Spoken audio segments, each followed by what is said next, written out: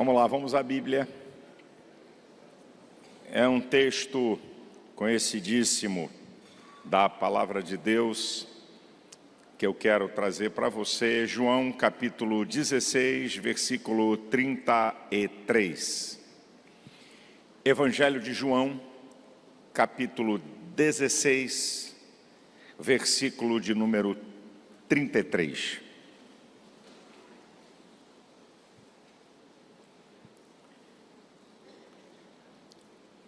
Tenho-vos dito isso, para que em mim tenhais paz.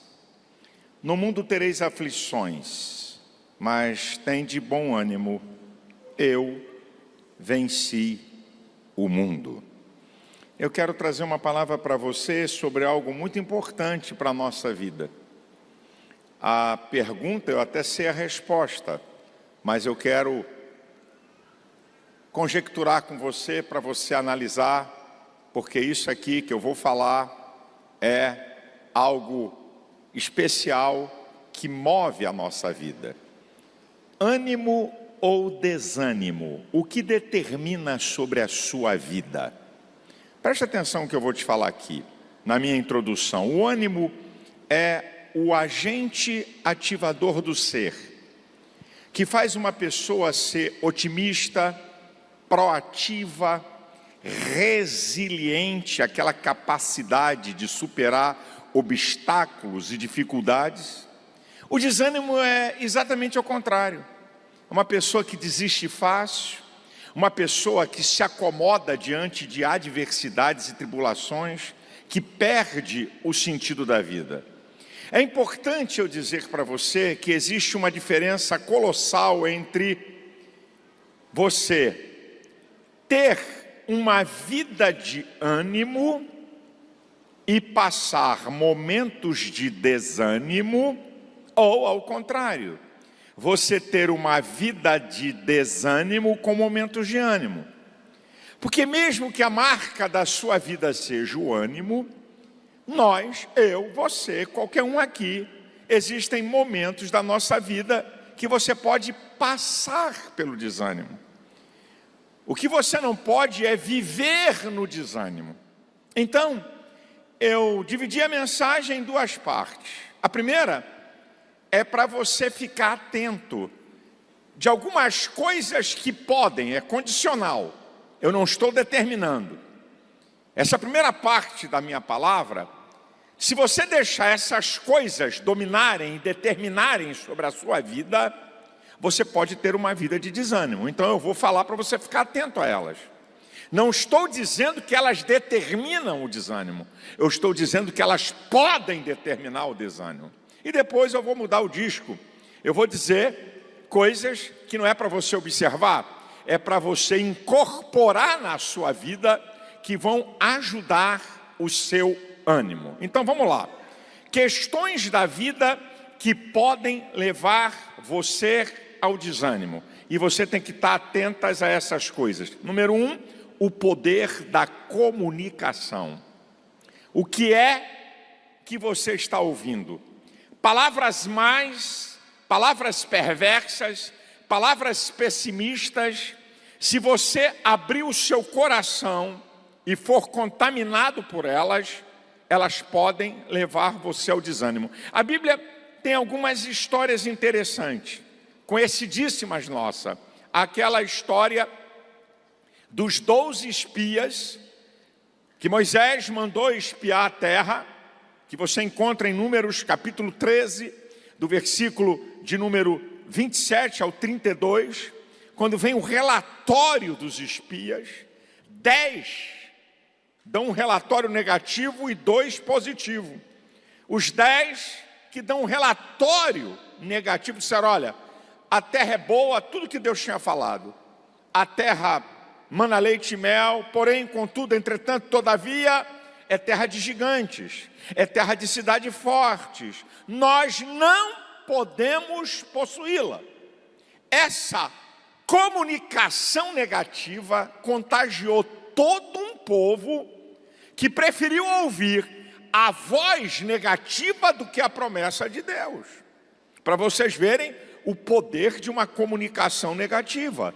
Também tem um outro episódio bíblico que quando um campeão filisteu chamado Golias, 1 Samuel capítulo 17, ele faz um desafio para que Israel enviasse um homem para lutar com ele. Quem vencer, o povo serve, o povo derrotado ao povo do campeão. E diz no versículo 11 que quando o povo ouviu o desafio de Golias, tiveram medo, temeram do rei ao soldado. Olha o poder da comunicação negativa. E tem uma outra história interessante que é do profeta Elias, o profeta do fogo, o profeta do poder, o profeta da unção, que com uma oração pequenininha faz fogo cair do céu e lamber o altar. Uma oração pequenininha. Isso é o capítulo 18 de 1 Reis. Aí você vai para o capítulo 19, e aí tem Jezabel, porque Elias destruiu os profetas de Baal a quem ela servia. Aí ela manda uma mensagem para Elias. Ela nem falou diretamente.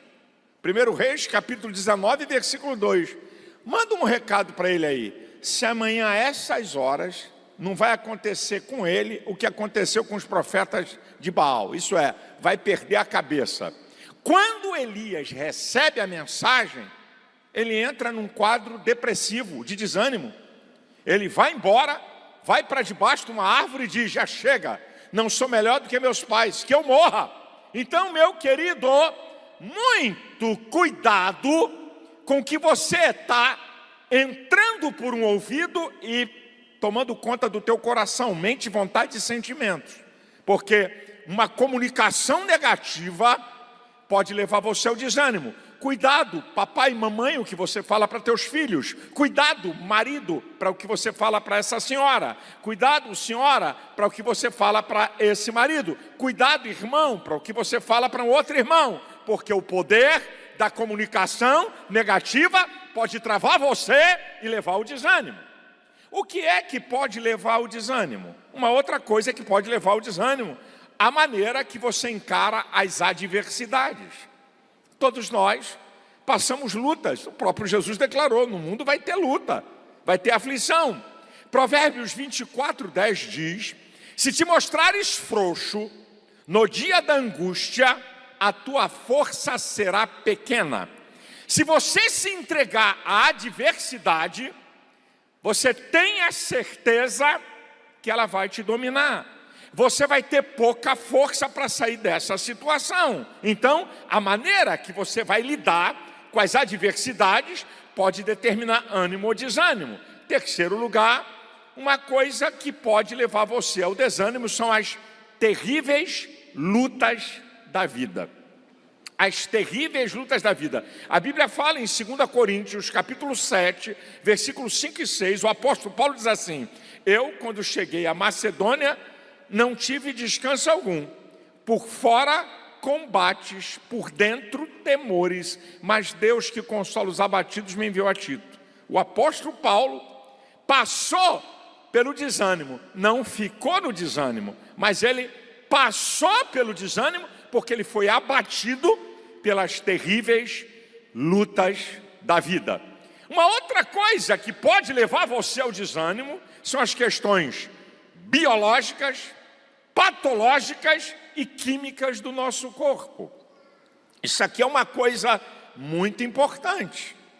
E uma das coisas que pode trazer uma confusão para você, porque os sintomas são parecidos, uma pessoa com uma depressão profunda, ela não tem vontade de orar, vou falar para os crentes aqui, de orar, nem de vir à igreja. E não é porque ela está fraca na fé, é porque toda a energia do cérebro e do organismo está sendo consumida. Você tem que tomar muito cuidado com doenças provocadas por química do organismo, por questões patológicas. O Senhor Jesus falou em Mateus 9,12 que os sãos não precisam de médicos, mas os doentes. Quem precisa de médico foi Jesus, o Senhor da cura, o que cura. Mas ele diz que Os sãos não precisam de médicos, mas os doentes. Vou contar uma experiência da minha vida para você entender. Principalmente nessa área, eu fico olhando o povo de Deus e digo assim, eu tenho até pena. Essa vida minha aqui não é quase estressante. O pessoal não acredita, meu Deus. Mas um momento da minha vida, eu estava debaixo de alto estresse. E aí, o que estava acontecendo comigo? Eu dormia cansado, acordava cedo, ou tinha sono perturbado com insônia, e acordava cansado. E aquilo começou a me dominar,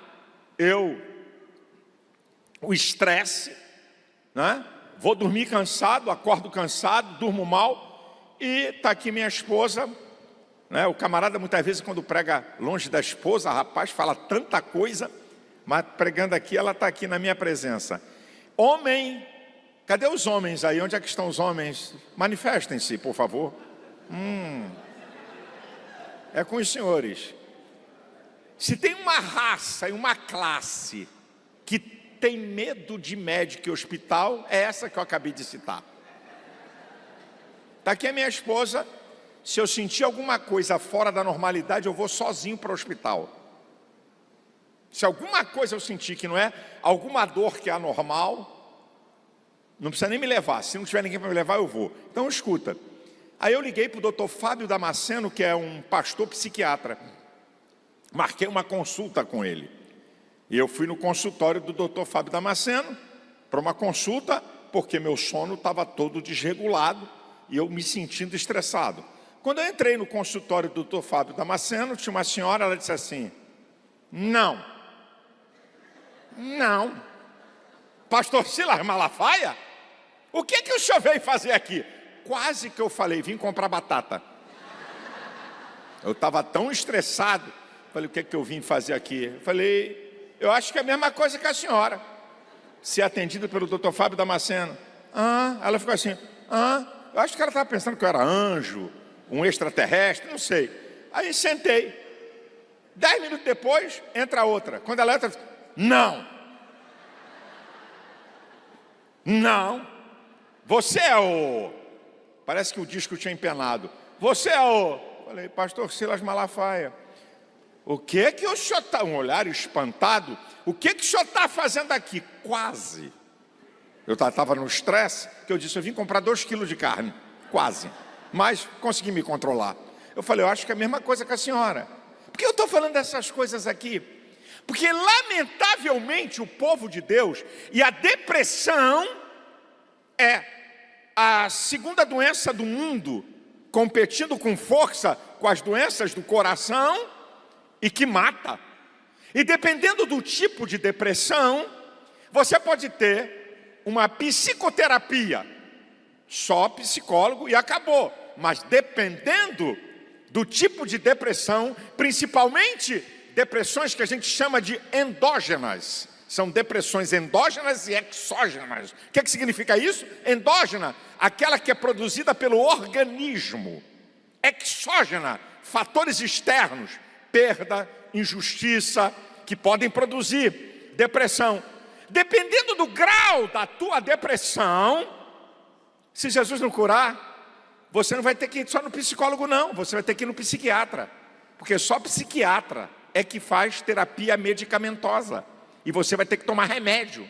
E aí eu fui no Dr. Fábio, voltando para a minha história, ele me atendeu e falou, olha, o teu sono, tem o ciclo do sono, e tem o chamado sono REM, que é o sono do descanso, que você passa por ele, teu ciclo do sono está desregulado, eu vou te passar um remédio, você toma ele 1 semana, vai regularizar o teu sono, nos últimos 2 dias, tu vai querer dormir o dia inteiro, porque ele vai pegar você e vai pesar, 1 semana você para e está tudo normal. É o que eu fiz, tomei o remédio por 1 semana e não usei mais o remédio, porque eu fui no médico. O que eu e você temos que entender, meu amado irmão, se Jesus não curar, se você tem problema de coração, cardiologista. Se você tem problema de olhos, operei as 2 vistas, oftalmologista. Você tem problema ouvido, nariz e garganta, otorrinolaringologista. E vai por aí afora. Então, você tem um problema emocional, os crentes pensam que problema emocional é diabo, problema emocional é fraqueza espiritual. Não! Você não brinque. Uma questão patológica, biológica, bioquímica do corpo vai levar você a quadros profundos de desânimo e paralisar a sua vida. Então, procure ajuda para sair disso. Não fica olhando para mim com essa cara espantada, não. Isso aqui é uma verdade. Se Jesus não te curar de qualquer enfermidade, você tem que buscar ajuda. É o que você tem que fazer. Em quinto lugar, o que é que pode levar você ao desânimo? Uma visão negativa da vida. Foi Jesus que falou em Mateus 6, 22 e 23, se os teus olhos forem bons, o teu corpo terá luz, se os teus olhos forem maus, o teu corpo será tenebroso. Como é que você percebe a vida? Pode determinar conforme ela é. Se você só vê derrota, se você só vê desastre, se você só vê dia mal, se você só vê desgraça, então, meu queridão, você vai ser levado ao desânimo. Cuidado com o que você vê. Tem gente que fica grudada em tudo que é noticiário. É mundo de louco. É o tempo todo comendo comida ruim. Meus irmãos, na época da pandemia da Covid, eu não via jornal. Já morreram 387 mil. No outro dia, 387.200. No outro dia, 402 mil. Pô, vai chegar a minha vez, eu estou na fila. Mas só notícia ruim, cara. Isso vai contaminar você. Se você percebe a vida ruim, vai levar você ao desânimo. Meu Deus, olha o dólar. Olha quanto está o dólar. Irmão, tu está lidando? É investidor? O cara não tem $1 em casa e está preocupado com onde é que está o dólar.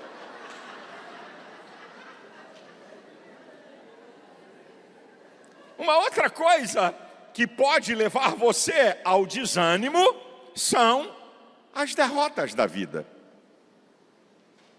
Quem não é derrotado na vida? Quem não passou por derrotas? E você tem que tomar cuidado. A Bíblia fala em Josué capítulo 7 que Israel sofreu uma derrota violenta na época da conquista da terra. E a Bíblia diz que o coração do povo derreteu. E no versículo 10, o líder, que era Josué, estava prostrado. E Deus disse para ele: levanta-te, porque é que você está prostrado. Se você continuar prostrado, essa não será apenas uma derrota. Essa derrota vai determinar toda a sua vida. Sacode a poeira, irmão. Você foi derrotado? Eu também já fui. Você foi derrotado mais de uma vez? Eu também. Mais de 2, idem. Mais de 3, estou juntinho de você. Então, se você deixar a derrota dominar você, você vai ser levado ao desânimo. Eu podia falar de tantas coisas que podem levar você ao desânimo, mas eu queria te dizer, qualquer coisa, seja as que eu falei, ou as que eu não falei, mas qualquer coisa que dominar você negativamente, vai levar ao desânimo. E sabe qual vai ser o resultado da sua vida? Perda de objetivos, sonhos, ideais. Paralisa o teu potencial e a tua trajetória. Você fica marcado pelo medo, retrocesso na vida, complexo de inferioridade, visão errada da vida e perca do equilíbrio emocional. Agora eu vou virar o disco. Essas coisas que eu te falei e outras que eu podia falar é para você ficar atento. Não que você não passe por elas, mas que você apenas passe e não fique nelas. É esse o conselho que eu quero dar para você. Mas agora eu vou virar o disco. Eu vou dizer coisas que podem levar você ao ânimo. E agora eu vou pedir para você, vai me ajudar a pregar aqui. De vez em quando, eu vou falar nessa entonação, não é a palavra ânimo. Mas quando eu falar nessa entonação, eu quero que você imediatamente repita também com uma entonação forte. Então, nessa segunda parte, de vez em quando eu vou falar assim: ânimo! Isso aí, esse povo inteligente é fogo. Então, eu vou dar uma ênfase nessa palavra e quero que você repita imediatamente. Vamos treinar mais uma vez? Ânimo! Ok, não é quando eu falar a palavra ânimo, é quando eu der essa entonação para ânimo. Então vamos lá. O que pode levar você a uma vida de ânimo? Marcar você pelo ânimo. A vontade de viver, de lutar, de vencer, diante de dificuldade, de adversidade, de amar, você não desistir, não se entregar. O que pode levar você ao ânimo? Número 1, pense coisas boas. O que domina a sua mente? Olha que coisa espetacular. O apóstolo Paulo preso em Roma. As cartas da prisão. Efésios, Filipenses e Colossenses. São as cartas da prisão. Qual é o destaque da carta aos Filipenses? A carta da alegria. 16 vezes, Paulo preso, envia uma carta falando de alegria. Regozijai-vos no Senhor, regozijai-vos no Senhor, alegrai-vos no Senhor. Essa carta, ela pulsa e vibra por alegria. Ele diz que a coisa mais importante é essa alegria no Senhor e também uma carta de agradecimento pelas ofertas que ele recebeu. Mas a chave para Paulo preso não ser dominado pela circunstância da prisão e não perder o ânimo é Filipenses 4:8. Quanto ao mais, irmãos, tudo que é honesto, tudo que é verdadeiro, tudo que é justo, tudo que é puro, tudo que é amável, se há algum louvor, se há alguma virtude, nisso pensai. Aqui está o segredo de Paulo. O que domina a mente humana é responsável por decisões e escolhas. A mente humana, ela vem antes da vontade e dos sentimentos. Você tem vontade, primeiro você pensa. Em velocidades espantosas acontecem isso. Você tem emoções e sentimentos, primeiro você pensa. Então, o que domina a tua mente pode determinar ânimo ou desânimo. O que dominava a mente de Paulo, e ele vai concluir, diz, olha, é a conclusão que ele está falando aos filipenses. Ele está dando a receita dele. Quanto ao mais, irmãos, quanto ao mais, irmão, tudo que é honesto, tudo que é verdadeiro, tudo que é justo, tudo que é puro, tudo que é amável, se há algum louvor, se há alguma virtude, nisso pensai. Pense coisas boas. Põe na tua cachola coisas boas. Deixa eu te dar uma dica como é o processo mental. A mente humana, você tem memória e imaginação. A memória é o HD, é o que tem a ver com a tua história, com conhecimento e experiências. Imaginação tem a ver com o futuro, a capacidade de criar imagens. Você pode estar aqui, acabou de entrar no curso de Direito e você se vê como juiz, você se vê como um grande advogado, você se vê como um promotor, porque você tem essa capacidade na tua mente de criar imagens. Agora, qual é o problema de hoje? Quando você se depara com qualquer adversidade ou situação difícil, a mente humana vai lá no arquivo, buscar alguma coisa que esteja na sua memória de longo prazo para trazer para você uma solução. Então, você se depara com uma situação adversa, de maneira automática, a mente vai lá no HD, buscar uma resposta para aquele problema. Mas o HD está cheio de TikTok, Zap Zap, X, YouTube, videozinho. E aí ele vai lá, não tem nada, só tem bobagem. Então ele não tem saída, isso é provado hoje. A geração de hoje não tem saída para coisas simples, porque a mente está ocupada com porcaria e coisas vazias. Por isso que Paulo está dizendo aqui, aquilo que tem virtude, aquilo que tem valor, põe na tua mente. Então eu digo para você, ânimo! Se você quer ter ânimo, querido, bota coisa boa na tua cachola. Número 2, o inverso do que eu falei para o desânimo. Se você quer ter uma vida de ânimo, tenha bons olhos. O que significa ter bons olhos? Isso aqui é importante. Quando Jesus fala, se os teus olhos forem bons, o teu corpo terá luz. Se os teus olhos forem maus, o teu corpo será tenebroso. O que eu gosto desse texto é que Jesus não usou nenhum elemento espiritual. Jesus está dizendo assim, como é que você percebe a vida? Se você tem bons olhos, o que é ter bons olhos? É ter uma visão otimista, realista e futurista. Essas 3 coisas aqui. Ter bons olhos não é viver no mundo de Alice. Ter bons olhos não é viver no utópico e desconhecer os problemas. Ter bons olhos é ter uma visão otimista, mas realista. Eu estou vivendo um problema, eu estou encarando uma situação difícil, é uma adversidade, é uma grande luta, mas eu tenho uma visão futurista, vai passar, eu vou vencer, eu vou chegar do outro lado, eu vou derrotar esse negócio, eu vou superar essa dificuldade. Isso aqui é ter bons olhos, meu irmão. É você ter essa expectativa à frente do problema, à frente da adversidade. Eu reconheço a luta, eu reconheço a dificuldade. Não é você fingir que não está. A coisa está feia no teu casamento e você está dando beijinho na porta da igreja, para poder mostrar para os outros que a coisa está boa, quando o casamento está no bagaço. É você estar com um carro zero e está lascado na dívida.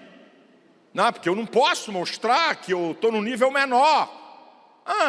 E aí as pessoas pensam que isso é otimismo. Não, eu vou manter, não. Essa aqui é a minha realidade hoje. Então, eu vou viver nessa realidade. Por isso que Paulo, volto para Paulo, em Filipenses 4:12.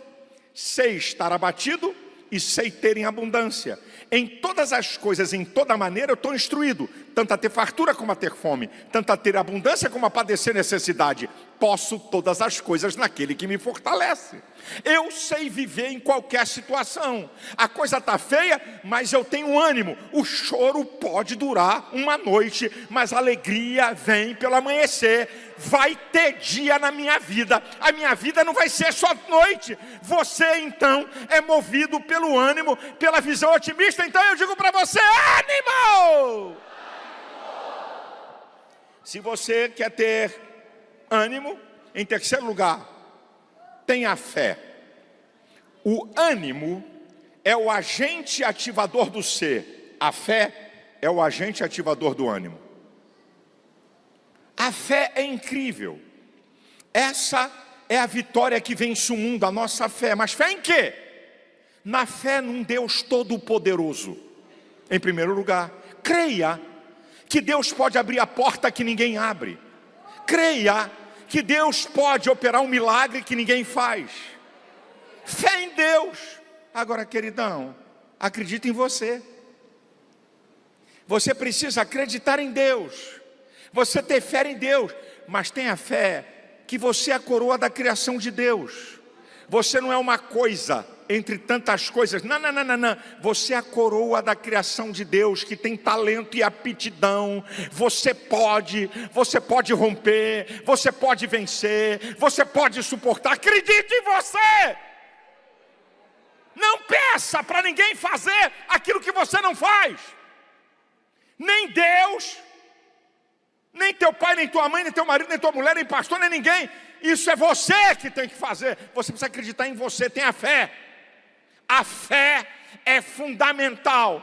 Aquilo que eu posso, eu vou usar toda a minha energia. Você lembra da mulher do fluxo de sangue? Para pensar. A história da Bíblia, a mulher gastou tudo que tinha, indo de mal a pior. Ela escuta falar que Jesus vinha. E aí então, no último reduto da energia, ela se levanta, rompe uma multidão, não tinha milagre nenhum. Ela acreditou, e ela diz para ela, fraca, sabe o que é hemorragia constante? Ciclo menstrual que não parava. As mulheres entendem disso. Essa mulher estava com a energia dela no lixo, depauperada. Mas ela vai dizer assim, se tão somente eu tocar nas orlas do vestido dele, eu serei curada. Ela acreditou na possibilidade, mesmo diante da sua fraqueza. A Bíblia não relata detalhe, mas você imagina uma multidão que vinha, Jesus caminhando, essa mulher rompendo no meio da multidão até tocar em Jesus, era a última da fila, e ela decidiu ser a primeira da fila. O milagre só vem depois que ela acredita nela. Mediante a fé que ela teve em Cristo, ela fez a parte dela. Eu creio que Ele pode me curar. Eu tenho uma notícia boa para te dar. A maioria dos milagres tem um lugar que você tem que chegar. Pega a Bíblia, meu irmão. A mulher cananeia, o cego de Jericó, leproso. Tem um lugar que você chega para acessar o milagre. Tem um lugar, a maioria. Muitas vezes você pensa que tudo que é milagre vai chegar de mão beijada para você. Não! Tem alguma coisa que o teu ânimo vai levar, porque você acredita que você pode esgotar toda a tua possibilidade, até o último limite. E a partir daí, o Deus Todo-Poderoso, que cura, que opera milagres, que abre portas, que muda desígnios, vai operar. Então creia! E aí eu digo para você, ânimo! Se você quer ter uma vida de ânimo, eu vou te dar o quarto conselho. Medite e pratique a palavra de Deus. A palavra de Deus é o único livro que o autor está presente. Por isso que quando a Bíblia diz em Romanos 10:17, a fé vem pelo ouvir, e o ouvir a palavra de Deus. Ué, ouvir? Mas então eu só vou ouvir a palavra de Deus quando alguém prega? Não, não. O sentido é real que Paulo está falando. Porque quando você está lendo a palavra, você está ouvindo Deus falar com você. E se você quiser ter uma vida de ânimo, você precisa meditar e praticar a palavra. O Salmo 119, versículo 116 diz assim: vivifica-me segundo a tua palavra para que viva, e não me envergonhe da minha esperança. Vivifica-me segundo a tua palavra para que viva.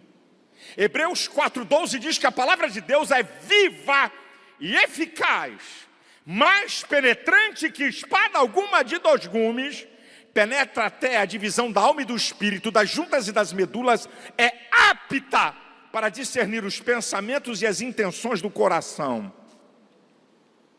É por isso que o diabo quer roubar a palavra de Deus da tua vida, da tua família, da tua casa e da igreja.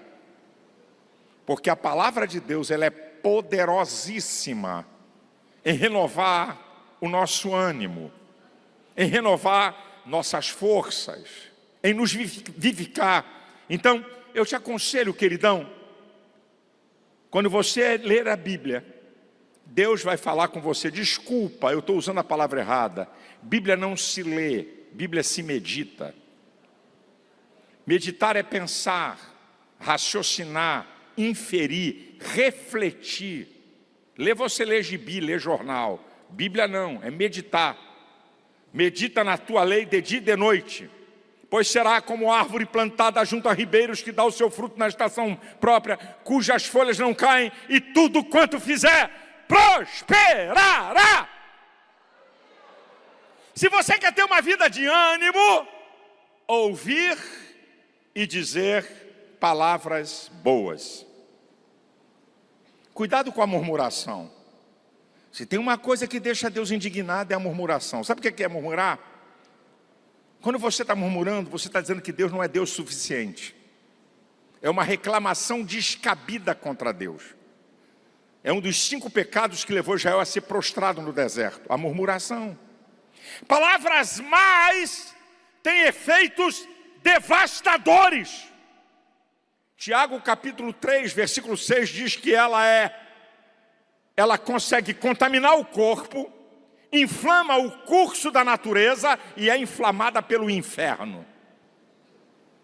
Cuidado com o que você fala. Mateus 12:34, Jesus diz que nós vamos dar conta de todas as palavras.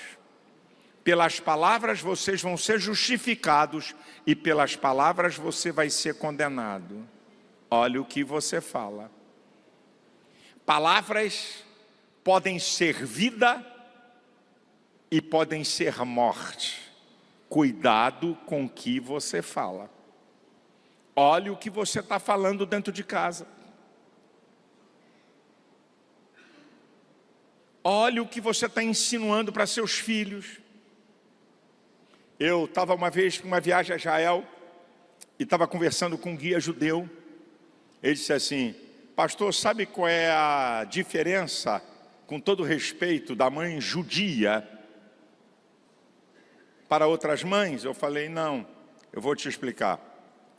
Quando o garoto tira a nota ruim na escola, ao invés dele chegar na casa e a mãe dizer: tu é burro, ignorante, já é a segunda nota baixa, toma jeito. Ela não fala isso. Ela disse: meu filho, eles não estão entendendo você.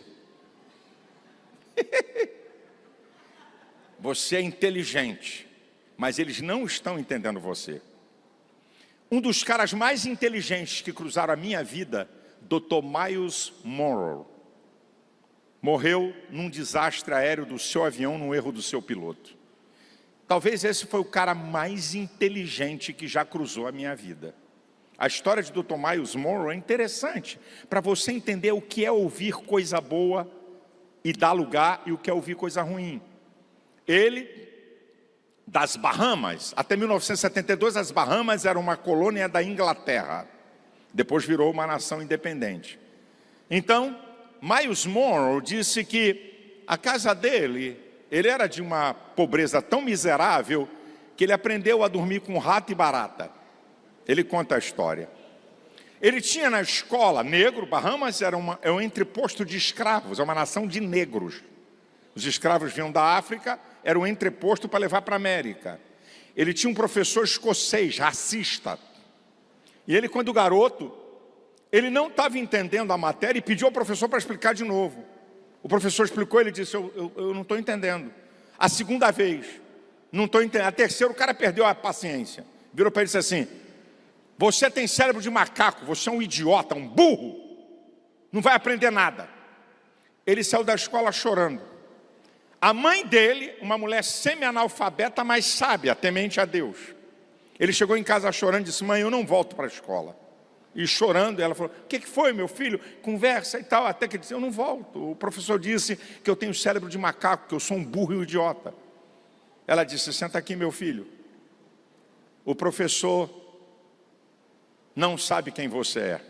Você é a coroa da criação de Deus. Você é o ser mais inteligente que Deus fez na terra. Não permita que ninguém determine quem você é. Você pode chegar a lugares muito altos. Rompa isso. Ele diz que aquela palavra da mãe dele mudou o seu mundo. Dr. Miles Monroe, todos os livros dele nos Estados Unidos são best-seller. A última conferência que ele deu numa universidade foi em Harvard, para o corpo docente da Universidade de Harvard. Ele falou por 2 horas e foi aplaudido pelos professores de Harvard por 5 minutos sem parar. Uma inteligência, uma sabedoria incrível. Eu nunca vi ninguém pregar sobre o reino de Deus como Miles Monroe. Eu nunca vi ninguém pregar sobre liderança. Ele era conselheiro de grandes e mega empresas. Um homem negro, de uma família paupérrima, de um professor preconceituoso. E a história vai dizer uma coisa linda. Ele conta, eu ouvi ele contar num dos nossos congressos. Anos na frente, ele já famoso, lançou um livro na Inglaterra. E estava numa livraria, uma fila enorme, ele dando autógrafo. E chegou um homem idoso e ficou parado na frente dele. Ele assinou o livro e o cara ficou olhando para ele. Ele falou: sim, senhor. E o cara não saiu. Ele falou: senhor, por favor, a fila é grande. Ele falou: rapaz, que bobagem eu falei para você. Eu disse que você tinha cérebro de macaco. Eu disse que você não ia chegar a lugar nenhum. E eu sou amante dos seus livros. Eu fui o professor. Ainda bem que você não acreditou em mim. Aí o cara abraçou ele chorou, o cara chorou. Mas o que eu estou querendo dizer para você é isso. Uma palavra, meu irmão. Uma palavra. Sabe, no meio pentecostal, não vou deixar passar nada aqui. Não vou levar nada que eu tenha que deixar aqui. No meio pentecostal, eu não sei, tem gente que quando vê um irmão em dificuldade, em luta, em guerra, parece que corre um veneno. Vai piorar. Isso é só o começo, eu não preciso nem do diabo. Se você está atravessando uma luta, uma adversidade, alguém chega para você e diz assim: é só o começo. O sangue de Jesus tem poder, e quando chegar no meio? Não é nem no fim, se só o começo dessa desgraça. Então, vou te dar um conselho. Você não tem uma palavra boa? Cala a boca. Não fala nada não.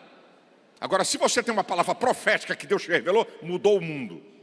Até para chocar, para alertar e para corrigir a pessoa. Mas não é, sabe? Vê um camarada para baixo. Irmão. Olha, eu já vi outro passar por isso, nem vou te contar. Pelo amor do sangue de Jesus, fica quieto, rapaz. Diga coisa boa. Fale palavras boas. Ânimo! Eu vou encerrar essa minha mensagem falando coisas boas da Bíblia para você. Porque não tem um agente tão poderoso para produzir ânimo como a palavra de Deus. Então segura aí. Isaías 41:10. Não temas, porque eu estou contigo. Não te espantes, porque eu sou o teu Deus. Eu te ajudo, eu te esforço, eu te sustento com a destra da minha justiça. Oséias capítulo 6, versículo 1. Vinde e tornemos ao Senhor. Ele nos despedaçou e nos sarará. Ele fez a ferida e a curará. O mesmo Deus que está permitindo essa adversidade é o mesmo Deus que vai te dar a vitória. Salmo 113, a partir do versículo 5, diz a Bíblia: quem é como o Senhor, que habita nas alturas, encurva-se para ver o que há nos céus e na terra? Aquele que do pó levanta o pequeno e do monturo ergue o necessitado, faz habitar entre os príncipes, faz com que a mulher estéril seja alegre mãe de filhos. Oh, querido, esse é o Deus que nós servimos. Salmo 52, versículo 22. Lança o teu cuidado ao Senhor, Ele te susterá. Nunca permitirá que o justo seja abalado. Ânimo!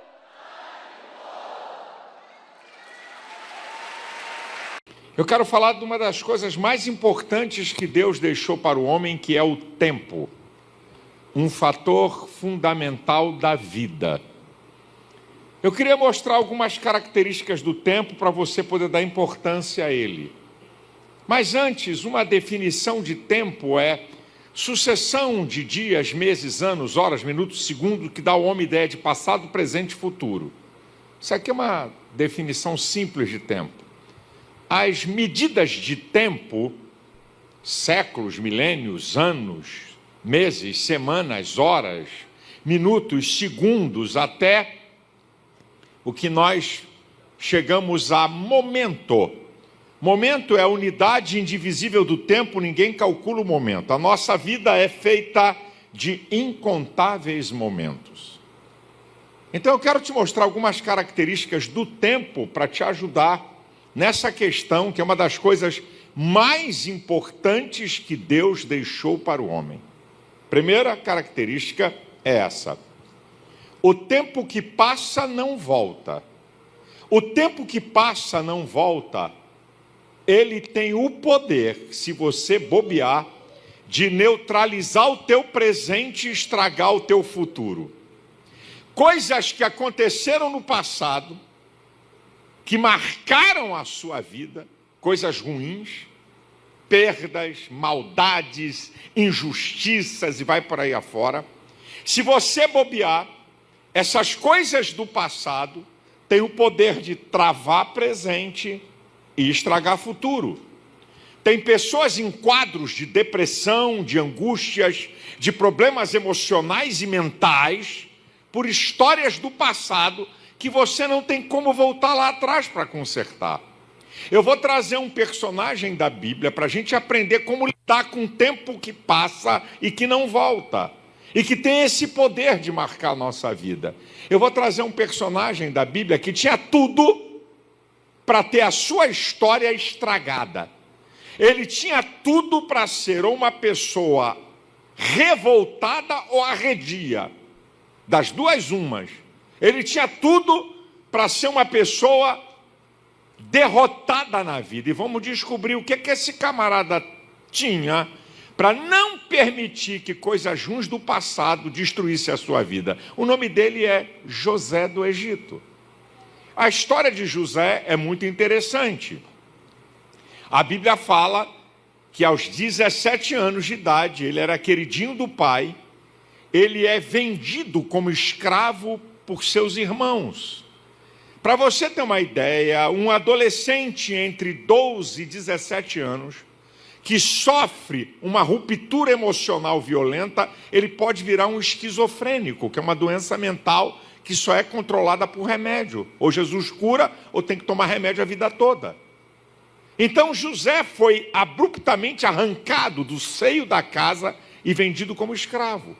Ele tinha tudo para ser um cara esquizofrênico, ou então uma pessoa revoltada com a vida. Você já imaginou se tua família se reúne e teus irmãos assim, vamos vender esse cabra aqui? Né? Já parou para pensar o que é isso? Você ser vendido como escravo pelos seus próprios irmãos? Ele podia ter um quadro de depressão, porque ele sofre também uma perda violenta, e a perda é um dos motivos, é um dos fatores que pode levar uma pessoa à depressão. Então ele tinha tudo para ser um escravo revoltado, ele tinha tudo para ser uma pessoa negativa na vida, ele tinha tudo para estragar o seu presente e detonar o seu futuro. Qual é o segredo desse camarada? Então vamos lá. Número 1, é que José possuía um sonho. Quem tem sonho não remói o passado. Quem tem sonho, olha para frente. Quem tem sonho não fica preso nas histórias e nos fatos negativos da vida, mas ele é levado, é impulsionado a prosseguir na sua jornada a fim de alcançar os seus sonhos. Sonhos são objetivos. Então, número 1, esse camarada tinha um sonho, e o sonho alimenta a nossa esperança. Número 2, José era um camarada que aprendeu a depender de Deus. Quem depende de Deus não tem sorte nem azar na sua vida. Quem depende de Deus tem propósito de Deus na nossa vida. Quando você vai para a Bíblia, capítulo 41, versículos 51 e 52 do livro de Gênesis, ele vai dizer: Deus me fez esquecer da casa do meu pai. Deus me fez prosperar na terra da minha aflição. Gênesis 45, 5, Deus me trouxe para cá. Gênesis capítulo 50, a partir do 18, foi Deus que transformou o mal em bem. Então ele aprendeu a depender de Deus. Quem depende de Deus não é travado pelas coisas ruins do passado. Quando os 2 filhos dele nascem, ele dá o nome de Manassés e Efraim. Manassés significa esquecimento, Efraim, prosperidade. O que ele está dizendo? O que ficou para trás já era, é passado. O que vale é daqui para frente. Para de remoer teu passado, porque você não vai voltar lá. Você está vivo, tem propósito de Deus. Você está vivo, tem bênção de Deus. Você está vivo, tem portas abertas para você, tem milagres para você. Siga em frente. E em quarto lugar, como é que esse camarada não é traumatizado pelo passado? É que ele tem uma capacidade de perdoar fenomenal. A história é linda. Vocês já sabem que depois de José, ele vai para casa, é escravo, vai para a cadeia. A mulher de Potifar põe os olhos no garoto, arma uma cilada para ele cai fora, ela denuncia de que ele tentou seduzi-la, ele é posto na cadeia, fica na cadeia, revela os sonhos de Faraó. Eu estou sintetizando a história, e aí ele vai ser o governador do Egito.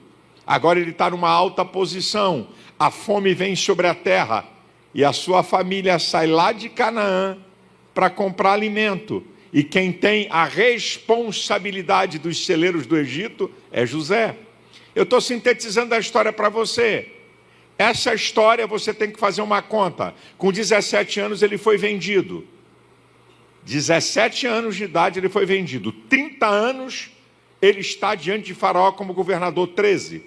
7 anos de fome, 20. 2 anos, 7 anos de fartura, 20. 7 anos de fome, aproximadamente com 2 anos, a sua família vai ao Egito. Então, 22 anos depois, chegam seus irmãos. Vocês sabem da história. Ele se dá a conhecer a seus irmãos, trazem seu pai. O faraó dá uma terra para a família de José. Depois o pai de José morre, Jacó. Aí a turma se reúne e diz assim: esse cara vai vir para atropelar a gente agora. Ele vai se vingar. Vamos fazer uma coisa. Vamos dizer que a gente é escravo dele a partir de hoje. Aí você chega em Gênesis capítulo 50.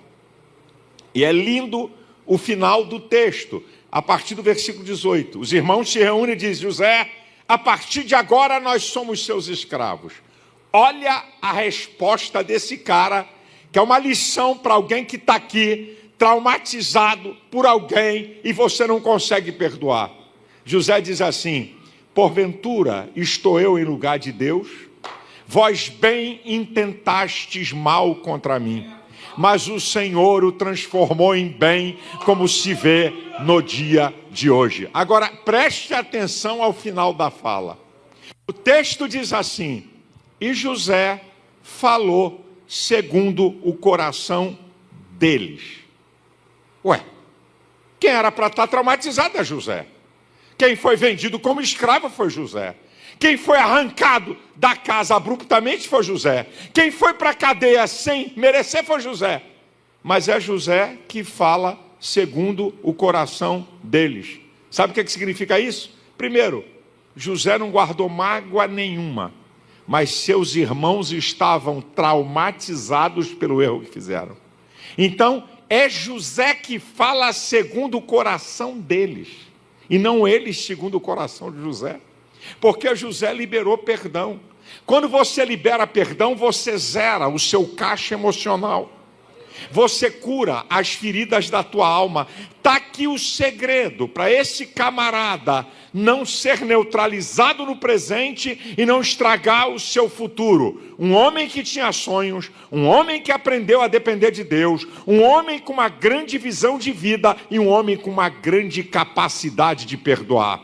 Queridão, eu não sei se tem alguma coisa do passado te traumatizando. Você não vai voltar lá. Mas empregue essas 4 coisas e siga avante no propósito de Deus. Vamos à palavra do Senhor? Vamos lá. Abra a sua Bíblia no livro de Juízes, no capítulo 13. Eu vou ler do versículo 2 ao 5 e depois o versículo 24. Do capítulo 13 de Juízes.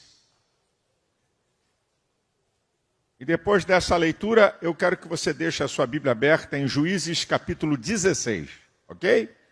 Então vamos lá. Josué, Juízes e Rute, só para você se localizar no texto da Bíblia.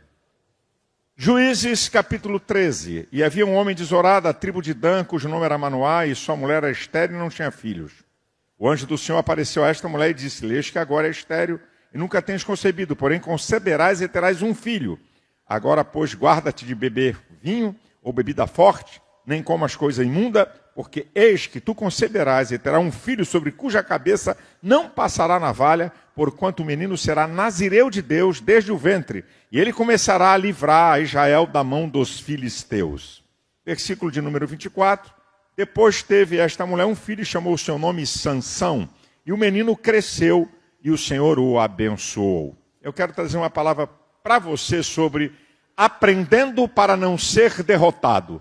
Os equívocos de Sansão. Aqui na minha palavra introdutória, só para você poder ter a ideia, o que era a lei do nazireado. Uma coisa lá do povo de Israel, do Antigo Testamento, que não tem hoje nenhum valor. A lei do nazireado. Uma pessoa fazia um voto por um tempo para ser um nazireu. Não podia cortar cabelo, rapar a cabeça, nem beber bebida forte, nem tocar em nada imundo. Está lá em Números capítulo 6, a lei do nazireado. Então, essa mulher era estéril. O Senhor falou que ela ia ter um filho e disse que esse filho seria dedicado ao Senhor no sentido de ser separado. Ele seria um nazireu. O nazireu era separado para Deus. E eu quero mostrar algumas coisas da vida de Sansão, que é muito importante. Como nós sabemos, o Antigo Testamento não é compêndio doutrinário para a igreja, mas é um compêndio rico em histórias, em exemplos para nós, para guiar a nossa vida, para observarmos onde erraram, onde acertaram, o que agrada a Deus, o que não agrada a Deus. Então, eu quero mostrar aqui para vocês, número 1, eu até esqueci de mandar um esboço para o pessoal da mídia para colocar na tela, mas não tem problema. Então, número 1, eu quero falar sobre os passos para a derrota. Quais foram os passos desse camarada? Sansão, na tipologia bíblica, representa o crente cheio do Espírito Santo no Novo Testamento. Nós não temos nenhum exemplo no Antigo Testamento tão poderoso e forte como alguém cheio do Espírito Santo como Sansão. Então, Sansão é tipo do crente cheio do Espírito Santo do Novo Testamento. Para você ver que a questão de queda e de derrota não lhe dá salvo-conduto você ser cheio do Espírito Santo. Então vamos ver os passos para a derrota desse homem que é o maior exemplo de alguém cheio do Espírito Santo no Antigo Testamento. Número 1, ele não valorizou o pacto de Deus na sua vida. Ele não valorizou o pacto de Deus na sua vida. Você vai ver na história que ele tem um leão morto e lá tem um pote não é a palavra, não é pote, um enxame de abelhas que fez um mel e ele foi lá e tocou. Ele era proibido de tocar em coisas mortas. Então, ele não valoriza o pacto de Deus na sua vida. O pacto com Deus produz aliança, intimidade com Deus. E quando a gente fala de pacto com Deus, tanto que está lá no Antigo Testamento, o princípio vale. O pacto com Deus é sustentado pela obediência, é sustentado pela santidade, é sustentado pela fidelidade e pela comunhão.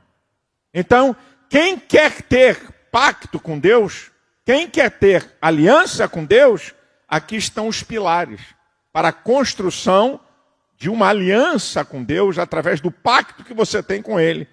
A obediência, ele desobedeceu. A santidade, que é viver separado. A fidelidade, é você cumprir aquilo a que você se obriga. E a comunhão com Deus. Segundo lugar, nós vamos verificar que nessa caminhada de Sansão para a derrota, tem uma segunda coisa muito interessante, que são os relacionamentos perigosos. Juízes, capítulo 16, versículo 1 e 4.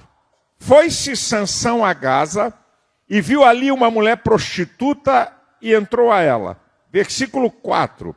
Depois disto, aconteceu que se afeiçoou a uma mulher do vale de Soreque, cujo nome era Dalila. Preste atenção nisso aqui, meus irmãos. A Bíblia diz em 1 Coríntios 15, 33, que as más conversações corrompem os bons costumes. Se as más conversações corrompem os bons costumes, que dirá a intimidade? Se mais conversações pode te corromper, que dirá a intimidade? Então, a Bíblia dá alerta para nós. A Bíblia dá dicas para nós, lá em 2 Coríntios, capítulo 6, a partir do versículo 14, o apóstolo Paulo fala uma coisa para a igreja. Que sociedade tem a justiça com a injustiça? Que comunhão tem a luz com as trevas? Que concórdia entre Cristo e Belial? Que parte tem o fiel com o infiel? Que consenso tem o templo de Deus com os ídolos? Porque vós sois o templo do Deus vivente. Como Deus disse, neles habitarei e com eles andarei. Eles serão meu povo, eu serei o seu Deus, pelo que saí do meio deles. Não toqueis nada imundo, então eu vos recebereis, vós sereis para mim filhos, eu serei para vós pai, diz o Senhor Todo-Poderoso. Olha o que é que Paulo está falando sobre esse relacionamento com pessoas que não têm princípios de fé. Mas deixa eu fazer uma ressalva, cuidado. Então, pastor, eu não posso me comunicar com as pessoas? Então vamos para a Bíblia. O apóstolo Paulo diz que se você não quiser se comunicar com as pessoas desse mundo, com devassos, ele até usa uma questão até bem profunda. Então você tem que sair do mundo. Eu não estou falando da convivência que você tem como ser humano, de trabalho, de vizinho, de relações sociais. Eu estou falando de intimidade. Não estou falando das relações como ser humano, senão você não vive. Você não compra, você não vende, você não faz nada, você não trabalha. Não é isso. Eu estou te mostrando aqui a decadência de um homem cheio do Espírito Santo. Ele não valoriza o pacto de Deus, ele tem relacionamentos perigosos com prostitutas, é o que o texto está mostrando para nós, e aí a coisa, como diz o outro, vai esquentando e vai aprofundando.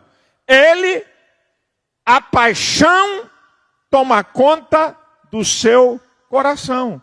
Olha o que diz o versículo 4 que eu acabei de ler. E depois disto que aconteceu, que se afeiçoou ou se apaixonou por uma mulher do vale de Soreque, cujo nome era Dalila.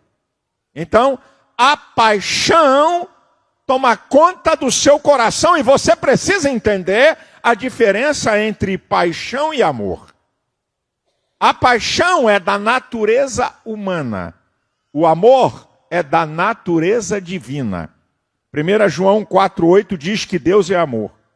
A paixão é egoísta e busca o seu interesse.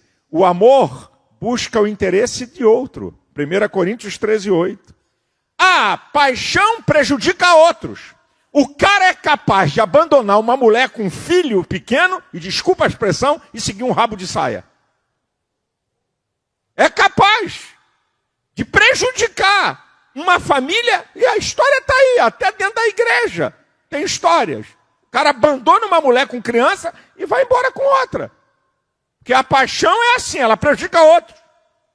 O amor não prejudica. Romanos 13,10 diz que ele não faz mal ao próximo. A paixão, muitas vezes, se transforma em ódio. O amor jamais vai se transformar em ódio. A paixão é superficial, violenta e de pouca duração. No máximo, segundo os especialistas, 3 anos. O amor, ele é profundo e durável. A paixão é burra e louca. O amor é sábio. A paixão é cega. O amor revela o caráter de Deus. Então há uma diferença muito grande entre amor e entre paixão. Ele se apaixonou por uma mulher, mas continua aí, continua a coisa não para por aí. Ele não valoriza o pacto de Deus, relacionamentos perigosos, paixão toma conta do coração dele, e 4º lugar, ele brinca com a fragilidade humana. Vai do versículo 6, eu não vou ler, até o versículo 15. Os filisteus oferecem grana a essa mulher, que era uma prostituta, para descobrir em que consistia a força e o poder de Sansão. Então, ela no maior somebody love, chega nas orelhas do cara e diz: me revela, queridinho, meu amorzinho, amor da minha vida, me revela em que consiste a tua grande força.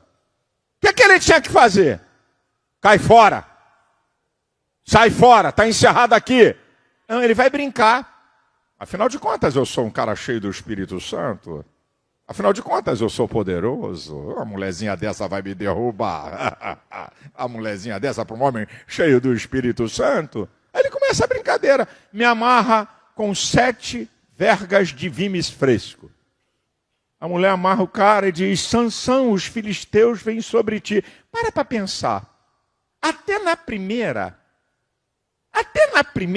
ele podia não perceber que ela estava por trás. Os filisteus vêm, aquilo é como um fio de linho queimado, ele se desamarra e bota para quebrar em cima dos caras. Você mentiu para mim, você me enganou, em que consiste a tua força? Ele vai brincar. Olha, se me amarrar com cordas novas, eu perco a minha força. Amarra o cara. Sansão, os filisteus vêm sobre ti. Rapaz, o cara ficou cego. Olha o que a paixão faz. Ela é cega. Na primeira eu até posso quebrar um galho que ele não percebeu que ela estava por trás. Mas na segunda, que coincidência é essa? De acabar de amarrar o cara e dizer que os filisteus vêm. Mas o cara está cego. Agora, ele vai chegando perto. É igual aquela história que você já viu até em documentários, aquelas cobras que a certa distância elas conseguem hipnotizar o pássaro ou a presa. Paradinha. Aí você vê um pintinho dar 2 passos para frente e 1 para trás. Piu, piu, piu, piu, piu. 2 para frente e 1 para trás. 2 para frente, ela está aqui parada. Só medindo pelo instinto a distância que ele não vai mais fugir. E daqui a pouco não adianta mais, já está na boca da bicha. Ela dá o bote e pega, porque hipnotiza a presa. Tá igual Sansão. Ele vai chegar perto. Olha, se fizer 7 tranças na minha cabeça, eu perco a minha força. Foi chegando perto. Já estava chegando perto. Mas afinal de contas, eu sou um cara cheio do Espírito Santo. Vai me derrubar como? Não vai me derrubar. Faz aí. Espera ele dormir. Coloca uma estaca. Amarra as tranças. Sansão, os filisteus vêm sobre ti. Ele arranca aquilo, bota os caras para correr. O cara está cego. Aí a coisa vai piorar. Ele vai entregar o seu coração. Mas antes, deixa eu dizer uma coisa aqui, peraí. Antes de passar para isso aqui. O que a Bíblia diz sobre a natureza humana? Em Mateus 26:41, Jesus disse: vigiai e orai para que não entreis em tentação, porque na verdade o espírito está pronto, mas a carne é fraca. Em 1 Coríntios 6:18, manda fugir da prostituição. Em 2 Timóteo 2:22, manda fugir dos desejos da mocidade. E aí Paulo, em Romanos, no capítulo 8, versículo 12 e 13, diz: de maneira que nós não somos devedores à nossa carne para viver segundo a carne. Porque se viver de segundo a carne, morrereis. Mas se pelo Espírito mortificardes as obras do corpo, vivereis. Porque todos os que são guiados pelo Espírito, esses são filhos de Deus. Em Romanos 8:7 diz: porque a natureza humana é fraca, porque ela não está sujeita à lei de Deus. Por isso que a natureza humana é fraca. E por isso que a Bíblia não manda você enfrentar a sua natureza. A Bíblia manda você enfrentar o diabo, mas a natureza manda você fugir. Natureza foge, capeta enfrenta. Aqui é que está a chave da questão. Então, Sansão, ele vem nos seus passos para a derrota, a paixão toma conta do seu coração, ele brinca com a fragilidade da sua natureza e ele vai entregar o seu coração. Olha o versículo 16 e 17. E sucedeu que, importunando ela todos os dias, com as suas palavras e molestando, a sua alma se angustiou até a morte.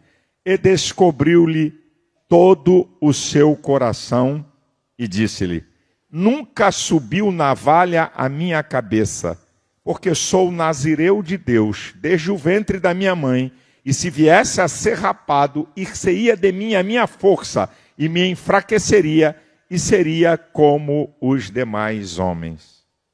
O mais importante conselho do homem mais sábio da Bíblia, que está em Provérbios 4, 23. Sobretudo, o que se deve guardar. Guarda o teu coração, porque dele dependem as saídas da vida. Coração, a sede da inteligência, das vontades e dos sentimentos. Guarde a tua inteligência, a tua mente. Guarde a tua vontade. Guarde os teus sentimentos. Para quem devemos entregar o nosso coração? Provérbios 23, 26. Filho meu, dá-me o teu coração.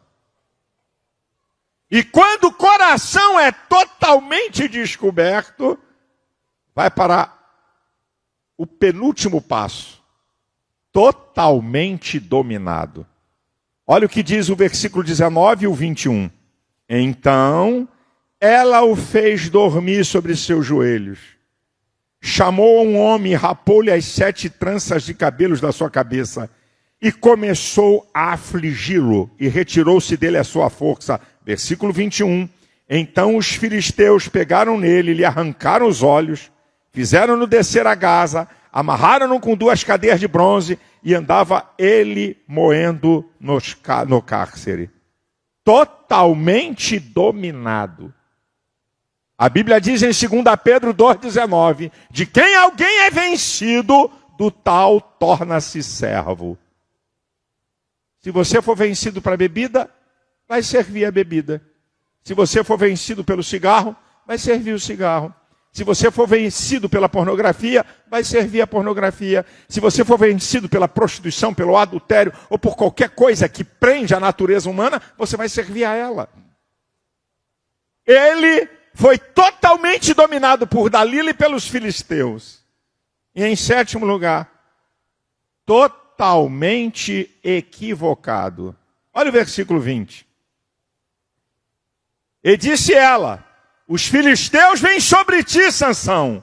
E despertou do seu sono e disse, sairei ainda esta vez como dantes e me livrarei. Porque ele não sabia que já o Senhor se tinha retirado dele. É aquela história. Eu já adulterei 3 vezes. Deus me deu escape, vai me dar da 4ª. Já dei trambique em 10. Mais um. Deus vai me dar escape. É bem verdade que ninguém aqui pode dimensionar a grandeza da misericórdia de Deus. Aquilo que está em Lamentações 3, 22 e 23. As misericórdias do Senhor são a causa de não sermos consumidos, porque elas não têm fim, novas são a cada manhã. Isso é uma verdade. Isso é uma verdade. Mas você tem que considerar outras verdades da Bíblia. Gálatas 6, 7 diz, tudo que o homem plantar, ele vai colher. O que planta na carne vai colher corrupção. O que planta no espírito vai colher vida eterna. Aquilo que você semeia, você vai colher. A lei da semeadura na Bíblia não é só dinheiro, não. É para tudo. É para tudo. E também tem outro texto de Paulo em Romanos 11, 22. Devemos, pois, considerar a bondade e a severidade de Deus. Para com os que caíram, severidade. Para conosco, benignidade. Se permanecermos na benignidade, senão também seremos cortados. Olha o que é que Paulo está dizendo. Eu não posso dimensionar, porque se não for a misericórdia do Senhor, a sua bondade, a sua compaixão, o seu amor, eu já não estava nem aqui, já tinha até morrido. Eu acredito que seja uma verdade. Se Deus me tratasse segundo meus pecados, eu nem estava aqui mais. Eu sei disso. Mas eu não estou falando disso. Eu estou falando daqueles que pensam que porque estamos debaixo da graça podem abusar e viver a vida toda no pecado, na maior cara lavada, viver em adultério, viver na prostituição, viver no pecado, ser dominado por ele, servir ao pecado e achando que Deus, desculpe a expressão, é macaco gordo para quebrar o galho.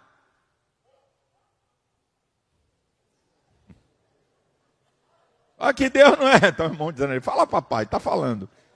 Só que Deus não é macaco gordo, ele não quebra galho.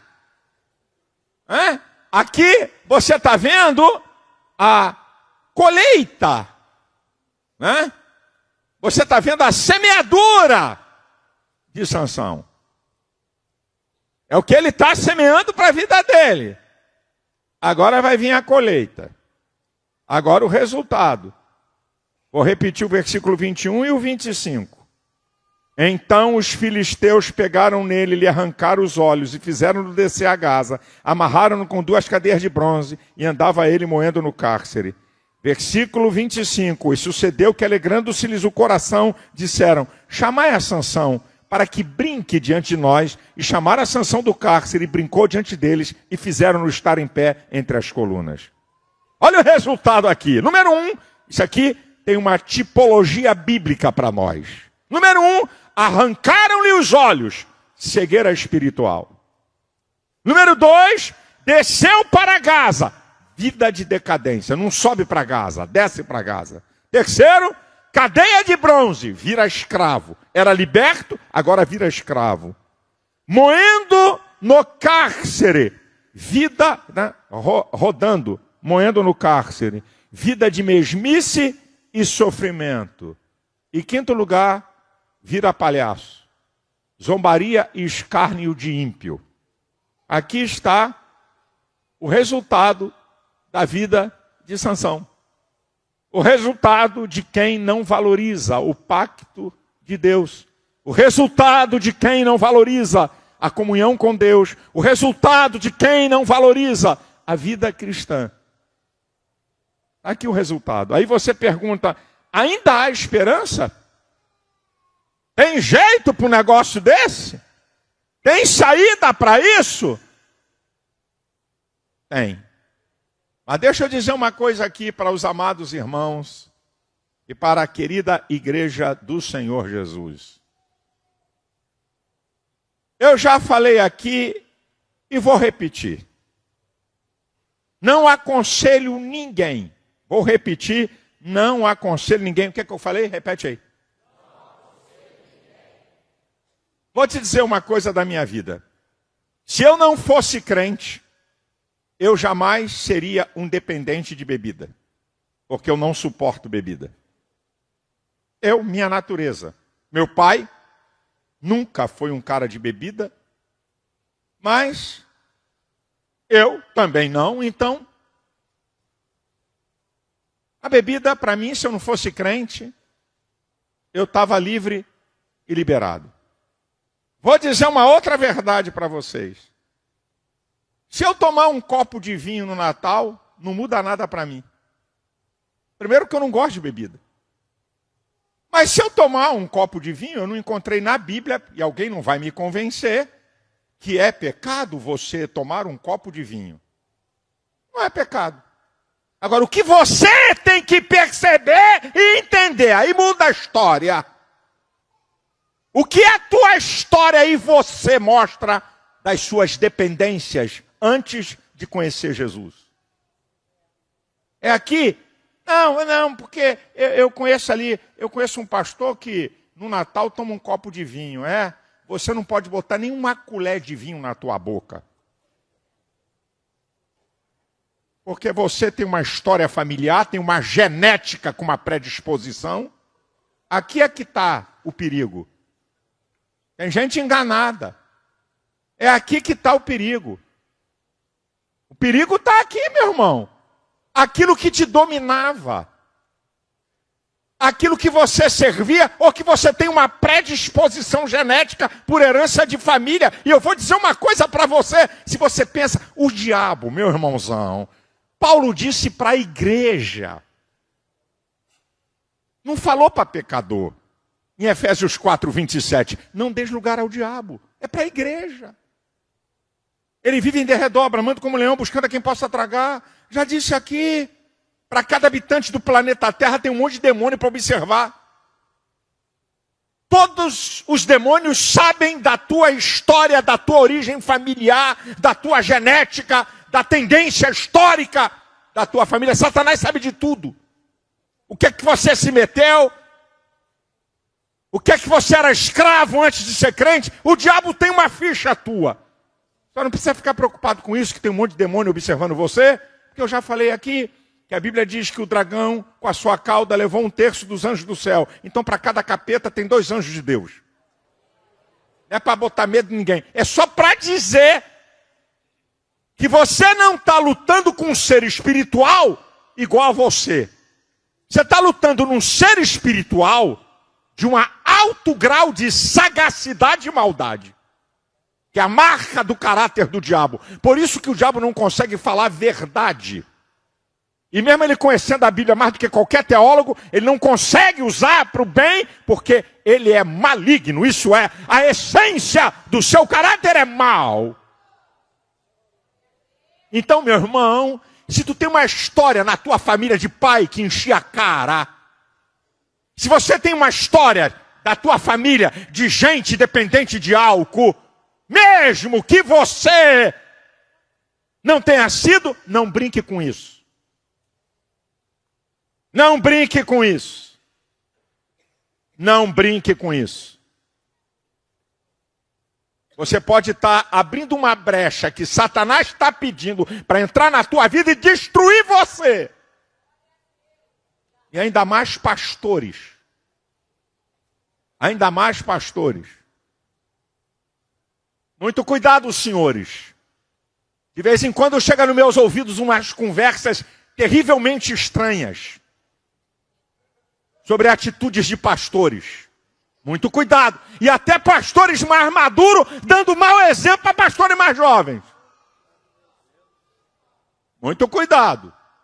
Cuidado que você pode estar brincando com uma coisa que vai destruir tua vida, tua família e teu ministério. Escuta o alerta que eu estou dando. Está aqui o cara cheio do Espírito Santo. Começou a ter relacionamento com prostituta e foi uma prostituta que derrubou ele. Está aqui, ó. Cara cheio do Espírito Santo. Está pensando que título de pastor te garante alguma coisa? Está pensando que você ser cheio do Espírito Santo, porque Deus te usa, te garante alguma coisa? Você está terrivelmente equivocado. Cuidado com o que você está brincando. Eu tinha aqui um pastor, um cara muito bom, sem dizer nome, porque grande parte aqui conhece ele, dos pastores que estão me ouvindo. Eu brincava com ele, que ele tinha cara de artista de Hollywood. Cabelo espetado, garotão bonito, olhos bonitos. Mas eu sabia de uma história pregressa dele, de rolo com mulher. Mas agora crente, casado, tudo bem. Aí eu fui colocar ele numa igreja, chamei ele aqui no escritório e disse assim, eu vou te dar um alerta para você. Você com essa cara de artista global e de Hollywood, afina a tua viola que vai ter mulher em cima de você. Você está no púlpito, você é visto por todos, não estou falando das irmãs, não estou falando de mulher de Deus. Mas a igreja tem todo tipo de gente. Então estou fazendo essa ressalva para não dizer, poxa pastor, você está falando das irmãs? Não estou falando de irmã, de mulheres de Deus, mas está aqui no meio. Assim como tem homens de Deus, também tem os malandros aqui dentro. Tem as mulheres de Deus e tem as malandras também. Certo? Mulher carente de marido, mulher abandonada por marido, mulher que ainda não se converteu totalmente, está na igreja. Ele falou, que é isso, pastor? Que é isso? Eu estou te avisando, meu chapa. Você tome cuidado. Aí eu falei para ele a expressão vulgar, cuidado com o rabo de saia, uma linguagem comum. Cuidado, mantenha certa distância. Não se aproxime. Não bota a garota bonita para ser tua secretária. Eu tenho que avisar, eu sou o pastor. Só que ele não atendeu o meu. Ele brincou com aquilo que eu falei que era uma área perigosa para ele. Pela vulnerabilidade histórica dele. O que aconteceu? Ele caiu. Arranquei ele da igreja. Passou por todo o tratamento que eu faço, que eu não jogo ninguém fora, porque Deus sempre dá uma oportunidade. Restaurei ele depois de um tempo. Primeiro é restaurado a membro, depois de um tempo é restaurado a pastor. Coloco ele como pastor auxiliar, vai demorar um bom tempo para voltar a ser um pastor de igreja. E dei todos os recados a ele e disse: amigão, eu dou uma oportunidade, se acontecer de novo, pastor tempo integral, salário da igreja, se acontecer de novo, 3 meses de salário e rua. Então, cuidado. Ele ignorou a oportunidade. Ele ignorou o conselho que eu dei. E se envolveu de novo. Bem, fim da história. Um dia desse ele entrou aqui nesse pátio. Aqui. Eu disse: pastor, me arruma um emprego. O cara era pastor de igreja. O cara tinha salário, tinha uma família bonita. E eu? Deixou uma menina, a filha. Eu disse para a esposa, que não tinha nada com isso: fique tranquila, que a igreja vai pagar o estudo da sua filha até ela ter 21 anos. E eu cumpri minha palavra. Mas sabe por que eu estou dizendo isso aqui? Um bom pastor, um bom pregador. Aí o que aconteceu? Toda aquela herança maldita, bebida, drogas, tudo voltou em cima do cara. Foi a brecha aqui, porque toda a história pregressa dele voltou tudo em cima do cara. Não brinca não, senhores. Não brinca não, senhoras. Alguma área, porque nós somos diferentes. Eu disse para você, bebida para mim não diz nada. Se eu tomar um copo de vinho, para mim não diz nada, mas tem gente que não pode botar nenhuma colher. Eu tenho um genro que não pode botar nenhuma colher de vinho na boca. Por isso que na minha casa, mesmo eu não tendo o problema de beber um copo de vinho, que não vai me dizer nada, na minha casa não tem nenhum tipo de bebida, por causa de um genro. Porque eu sei, russo, de origem russa, o avô dele tomava conhaque 6 horas da manhã. Café com leite e conhaque. Café com leite, bebida. E ele enchia a cara e não ficava bêbado. Ele podia tomar o que fosse, não ficava bêbado. Olha a constituição genética do cara.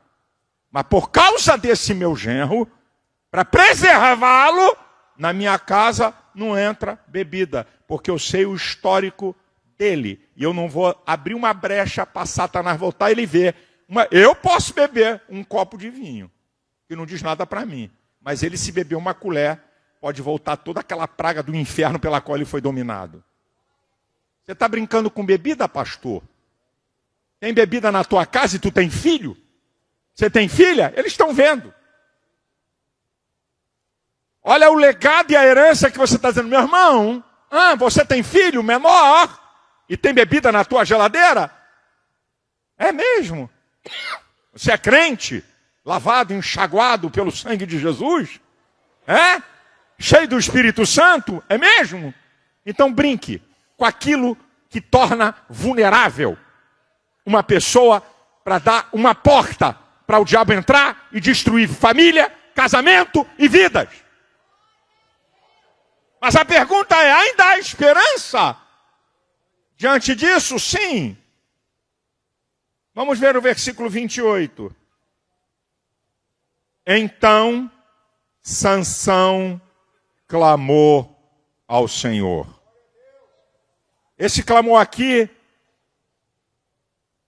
está substanciado em reconhecimento, quebrantamento e arrependimento.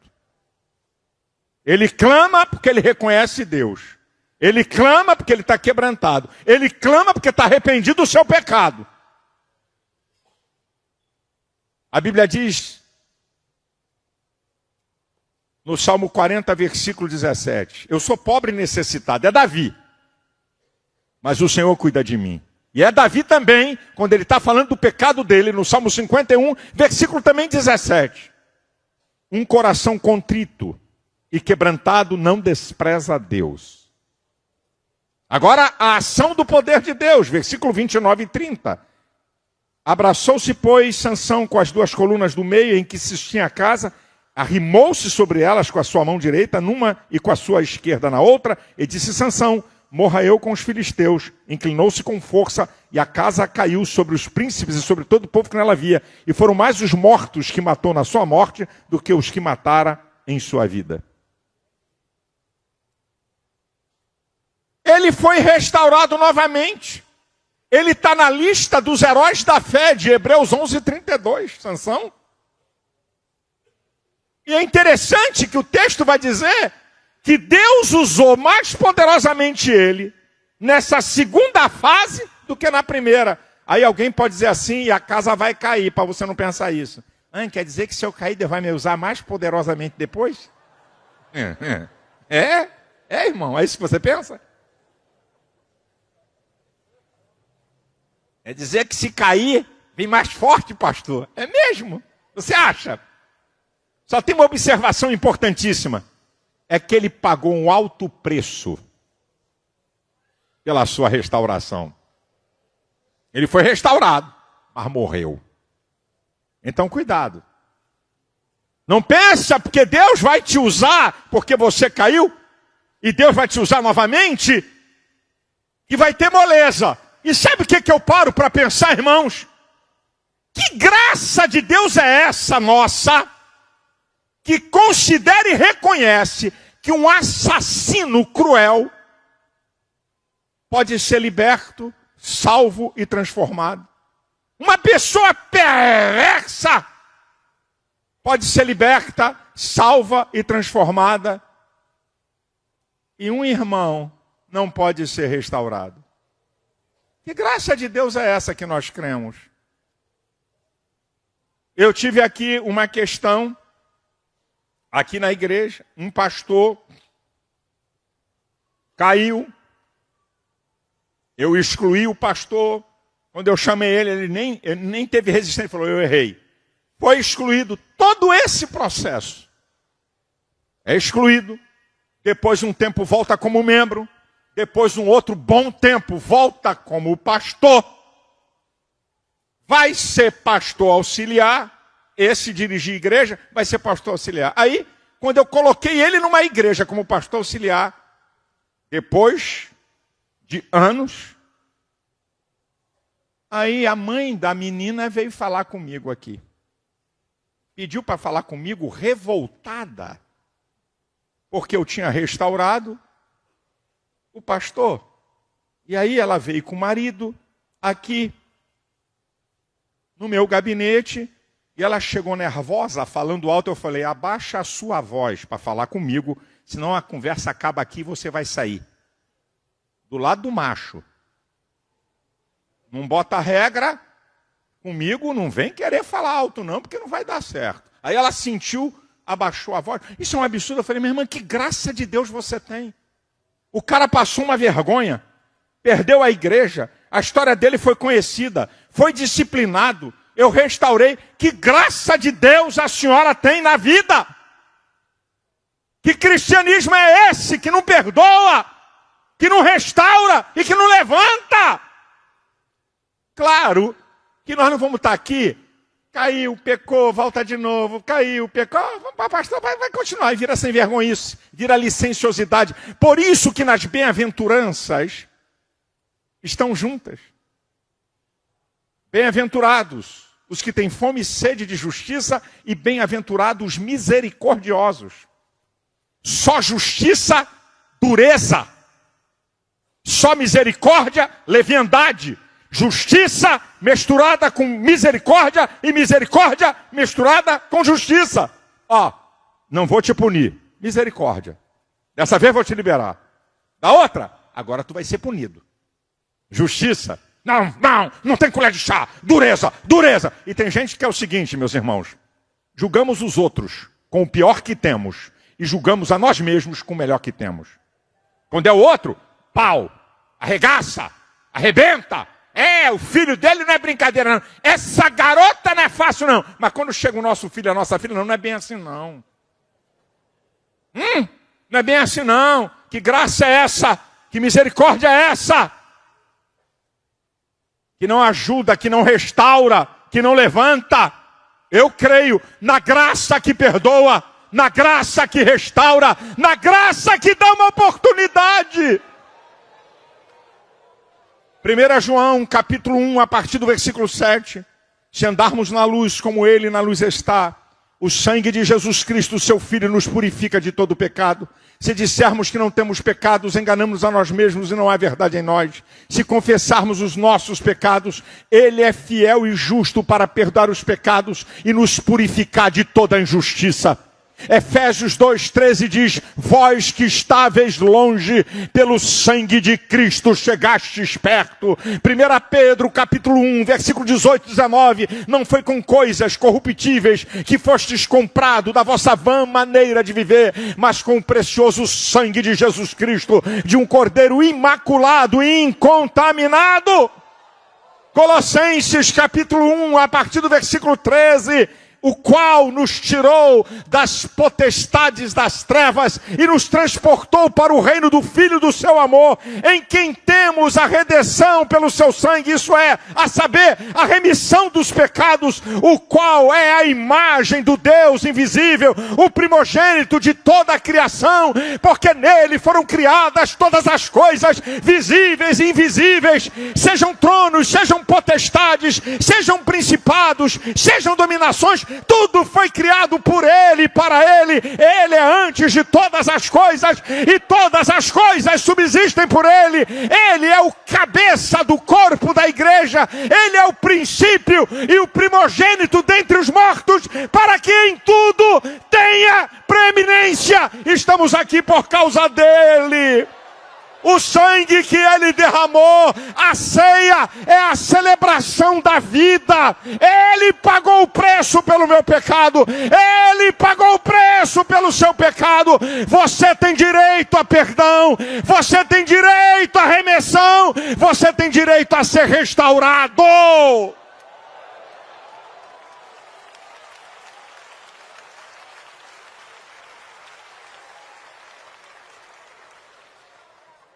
Eu não sei como você entrou aqui. Eu não sei quem é você no sentido da sua vida. Conserte. Se arrependa. Volte. Não brinque.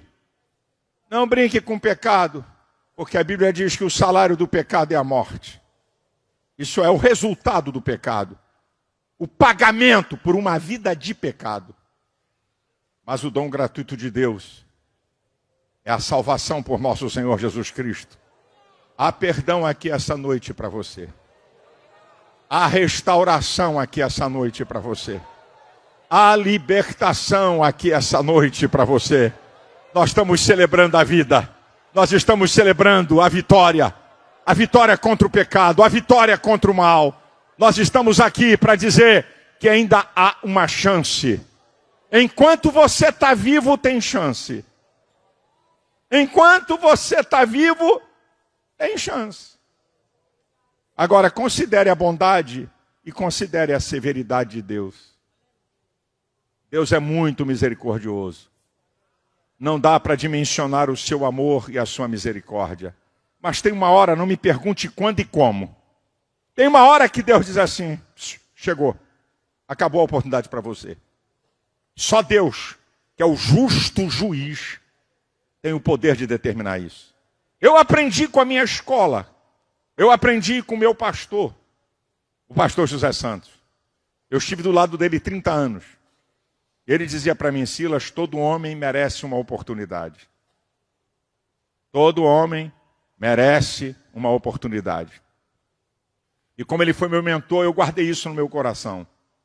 Todo homem merece uma oportunidade. Por isso que pessoas que erram comigo, eu não levo a ponta de faca. Posso até punir, posso até tomar uma atitude, mas vai ter uma janela de uma saída.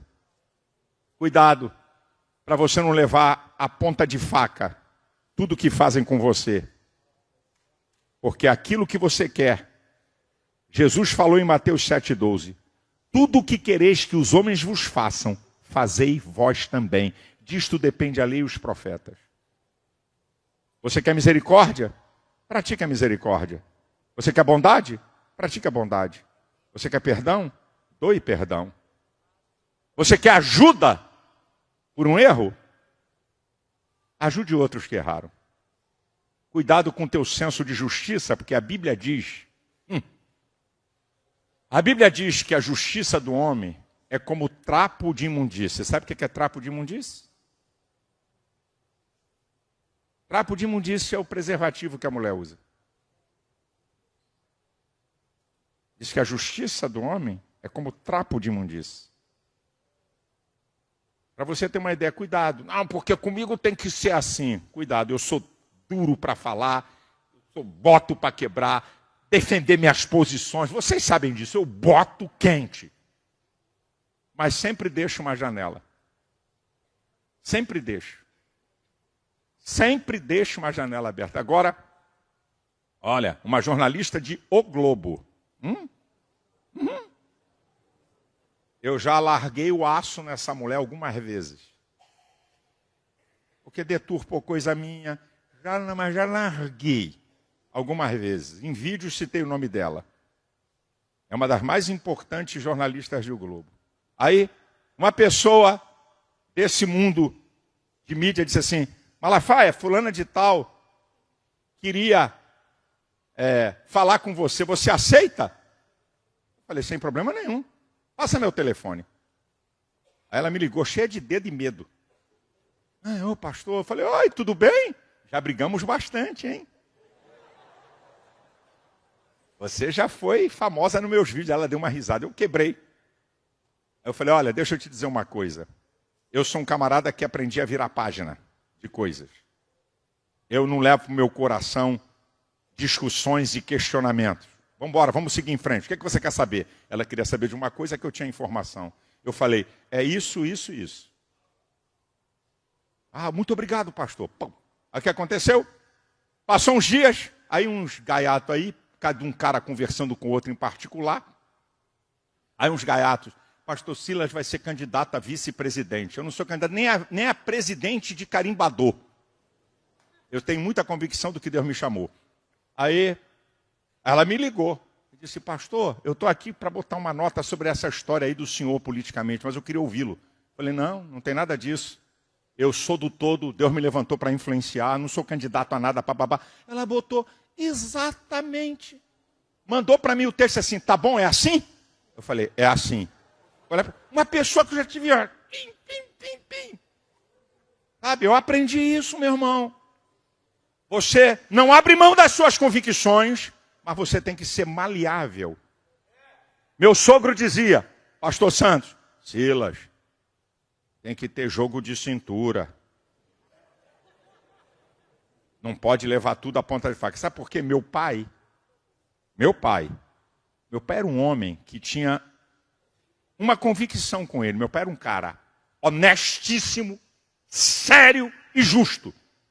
E ele queria que as pessoas fossem igual a ele.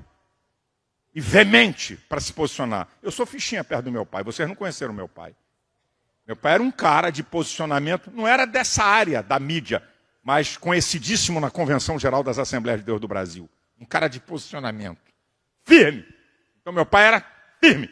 Palavra da boca do meu pai, justiça. Tá certo, tá certo. Tá errado, pau. Isso era meu pai, porque ele era um cara justo. Então, eu vim crescendo com isso. Aí entrei na casa do pastor Santos. E o pastor Santos, um homem com muita sabedoria, ele começou a me ver, as minhas atitudes, igual a meu pai, porque meu pai foi vice-presidente do pastor Santos. Foi o pastor Santos que consagrou meu pai e me consagrou. Ele começou a ver, o pastor Santos tinha muita sabedoria, ele começou a ver minhas atitudes. Pau! Não! Tem que ser assim!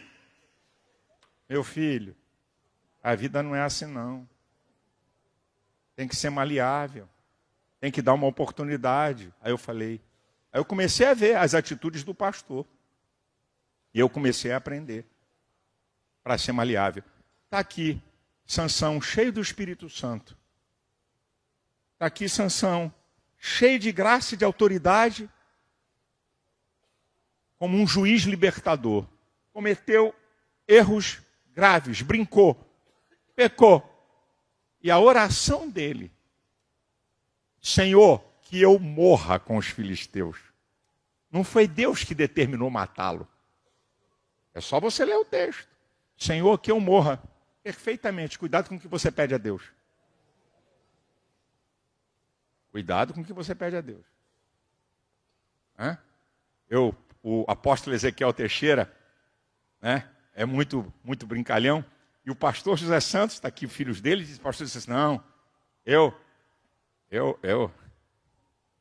não quero morrer depois de Maria. Lembra que o pastor falava isso? Aí o Ezequiel ouviu isso assim, Senhor, eu não tenho nenhum problema, se quiser levar a Márcia na minha frente, fique à vontade. Fique à vontade. Eu não tenho nenhum impedimento quanto a isso. Então, é engraçado que o pastor falou. Cuidado com o que você fala. Você quer ver uma outra coisa? Muitos de vocês não sabem. Que o pastor Santos falava? Não, eu saio da igreja num paletó de madeira. No caixão. Quem disse que o pastor precisava morrer? Ele podia viver mais. Mas ele está dizendo para Deus, olha, eu só saio daqui se eu morrer. Já vai dizer, deixa comigo. Então cuidado com o que você fala. Cuidado com o que você pede a Deus. Porque o que você pede a Deus tem um preço a pagar. Seja coisas grandes ou pequenas, sempre vai ter um preço.